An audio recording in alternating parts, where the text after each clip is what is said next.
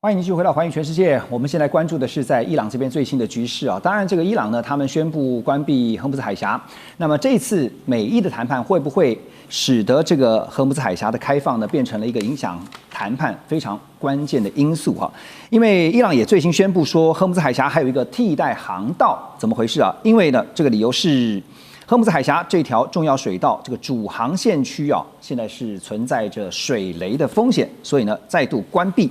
而美國跟伊朗呢達成2週的暫時停火協議啊，當然一度使得市場對於中東的衝突降溫的預期升高，帶動了國際油價的大幅回落，使得油價呢一度回落到$100的大關。但是又因為声明，那突然呢又讓事情變了調，因为伊朗革命卫队他们就通知说，所有有意通过荷姆斯海峡的船舶呢，为了遵守海事安全原则以及避免可能跟水雷发生碰撞，应该要改行荷姆斯海峡的这个替代航线。今天有一个最新消息呢，就是因为连伊朗自己啊这个水雷的路线啊都不是很清楚，所以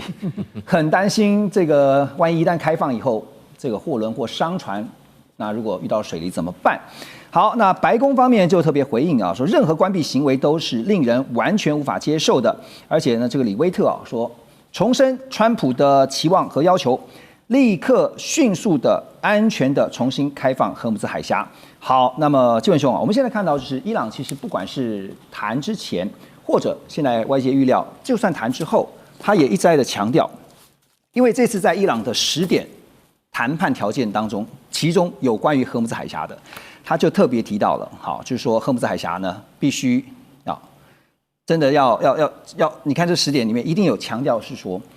要實質控制荷姆斯海峽。那川普也特別在他的發文有講說，我們這個10點呢，我們可以依照這個作為談判架構，哈，以這個為基礎，我們可以談。都可以來談，可是剛剛提到這個水雷的問題啊，這麼棘手，怎麼解決？其實水雷這個問題哦，當然對伊朗來講是一個王牌，因為大家眾所周知，就軍事上來講，水雷是窮人的一個很有效的不對稱武器，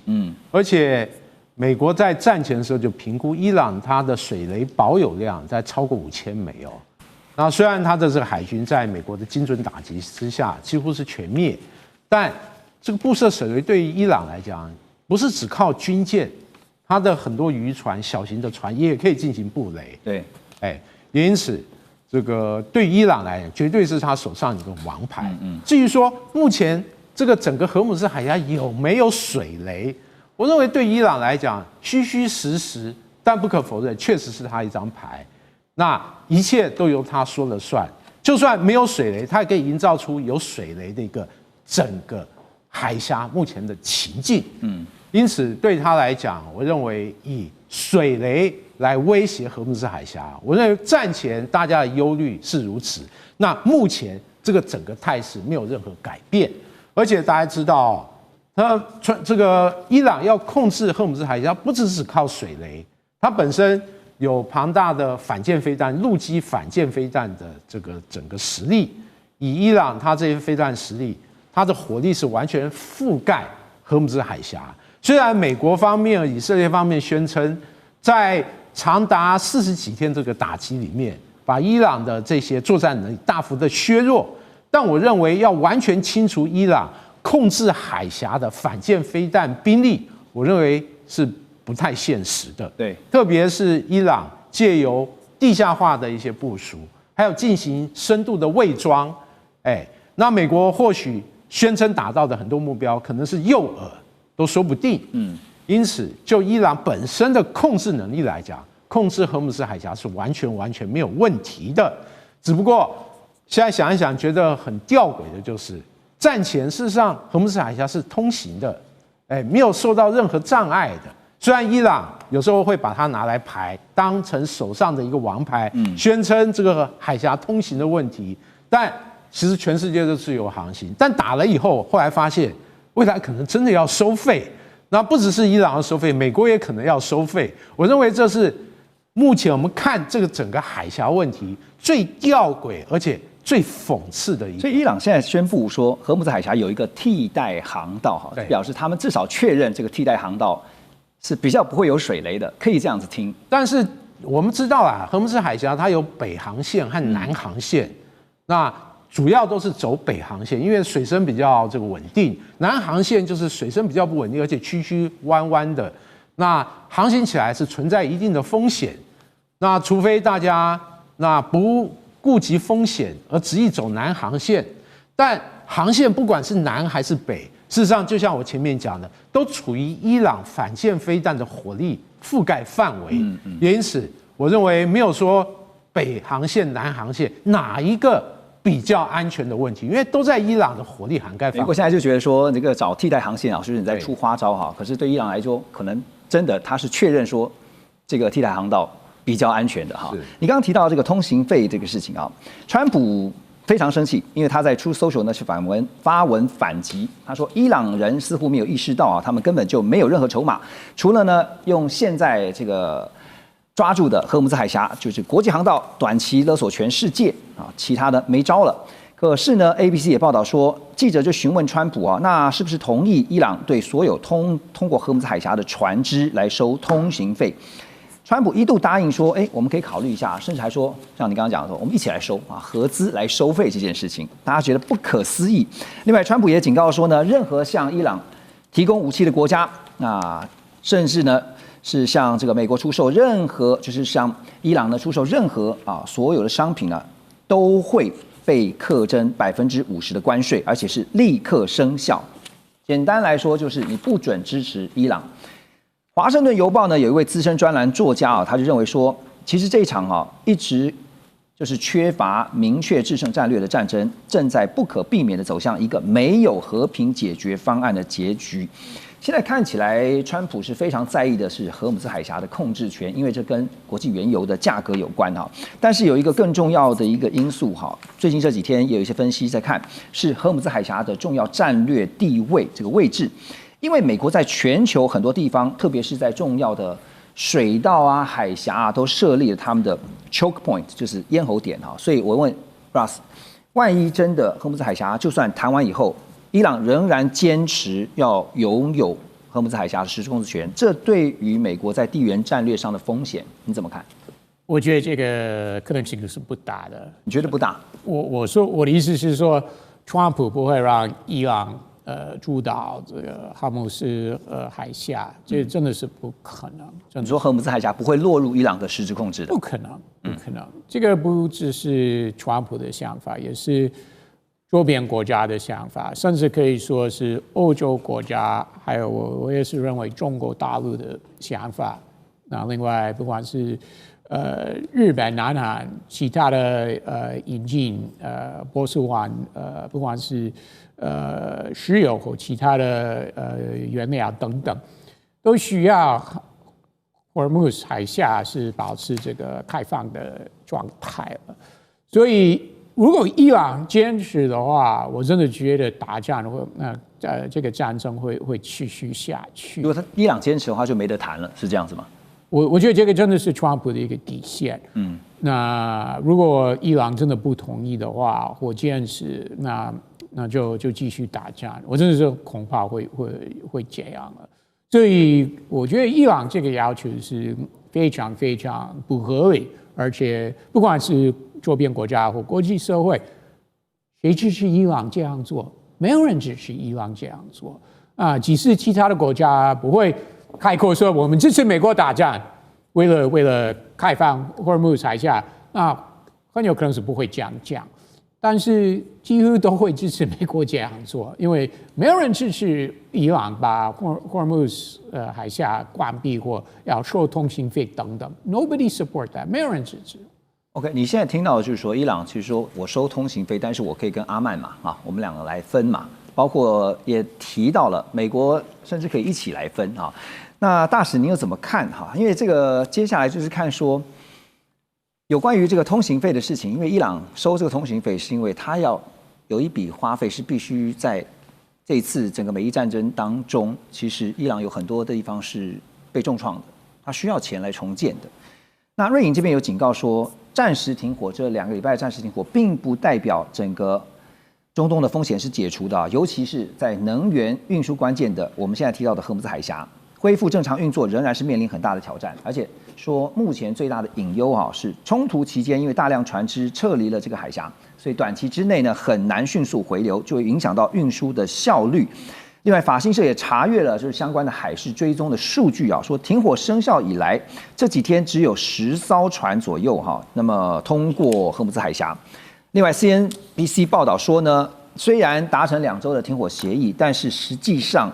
還沒有恢復正常的通行。CNN 最新的報道也說呢，包括阿布達比這邊呢，也有一個消息說，其實並沒有打開啊。我們現在要通過這個海峽還是非常的困難啊。好，那所以收費這件事情如果伊朗真的是跟安曼說，我們來分，甚至包括我不排除你美國也進來，有可能嗎？我覺得這個長期封鎖然後收費是行不通的。這個法理上行不通，而且它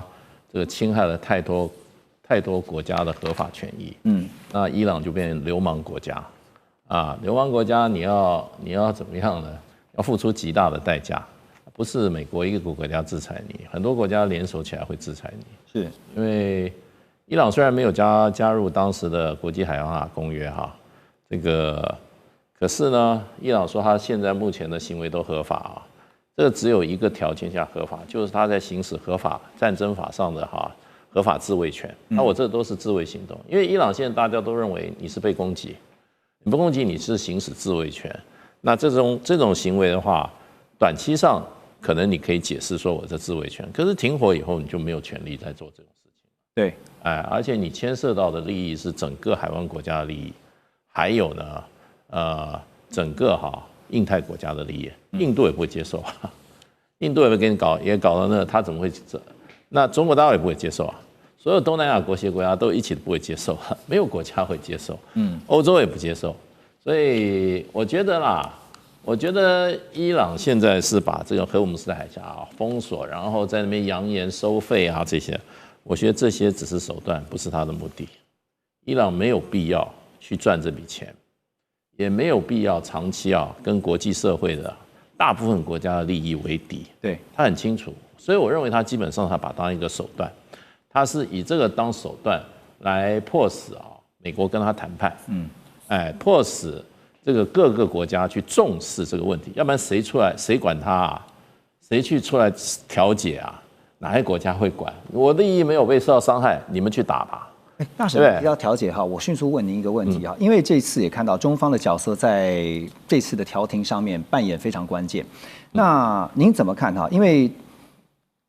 中東的戰事如果沒有中方的參與的話，是停不下來的嗎？是這樣子嗎？因為在這個復旦大學這個知名的外交政策專家叫吳興博，他說呢，中方在這次促成停火上面發揮了積極的作用，而且呢，也是等於是間接的把伊朗再拉回了談判桌就是提醒伊朗應該要保有談判的戰略彈性啦。那您覺得這次北京出手的時間上跟做法上，你怎麼觀察？我覺得中國大陸一定是他一貫的這個對於國際衝突的看法，就變成就是說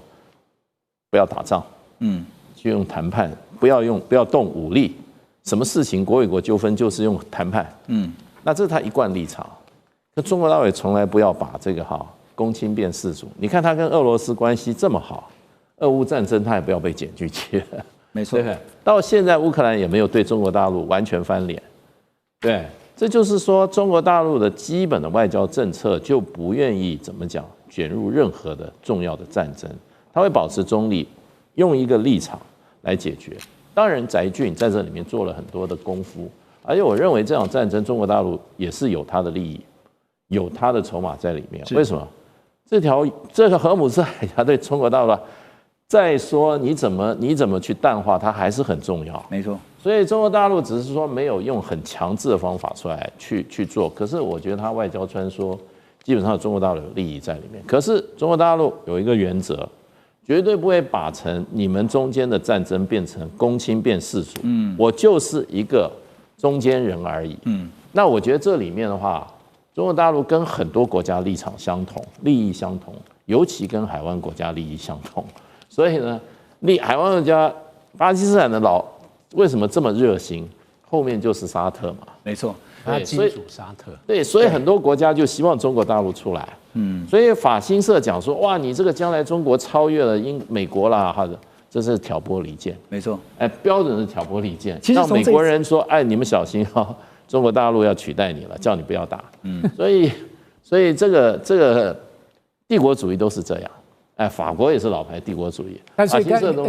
但是剛剛我們錄節目前，彭博有一則新聞說，按照美國情報，中國大陸將要送武器給伊朗防禦系統。對，這也是彭博社也好哈，或者很多美國媒体哈，就跟那個川普講的哈，這是有意哈，讓川普哈在這個事情判斷裡面哈失去他的平衡。所以一定要把很多東西因素都拉進來，把中國大陸當作一個工具，它的目的可能是為了誰？為了川普，打擊川普，為了川普這個政策。那法國這個呢，一方面打擊川普，一面要托起這個美國對川普之間的遺跡，大家都在為自己而製造一些新聞，製造一些論點。對，這樣戰爭從頭到尾，我就看這些西方媒體的論點啊。覺得都是為自己。這次可以看到出來說，至少到目前為止啊，從打到現在談，那有一個非常強烈的對比，美方就是喊打、喊攻啊、喊炸，但是中方想辦法在某個 timing 是現在出手，為的就是要調停、追求和平。馬上回來。中美互動牽動全球，美中競爭、地緣爭霸、外交、軍事、科技、經濟，多元觀點，權威分析，一同掌握2026全球新秩序、新賽局。每週6日，寰宇全世界帶您走進全世界。